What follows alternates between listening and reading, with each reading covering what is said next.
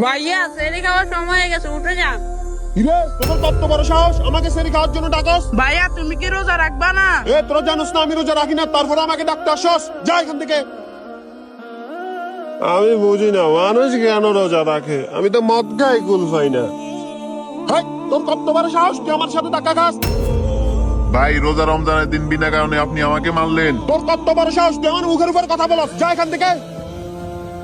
হে আল্লাহ, আমি একজন রোজাদার মানুষ, আমাকে এভাবে মারলো, এর বিচার তুমি কইরো। এই সুন্দরী কোথায় যাচ্ছ? আসো একটু প্রেম করি। আস্তাগফিরুল্লাহ আস্তাগফিরুল্লাহ। এই সুন্দরী আসো, আর অল্প একটু আছে।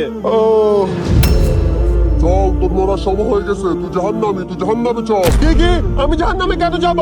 তুই রোজা না রেখে মানুষের সাথে বেয়াদবি করস, তাই তুই জাহান্নামে যাবি। চল জাহান্নামে। এটা আমি কি দেখলাম?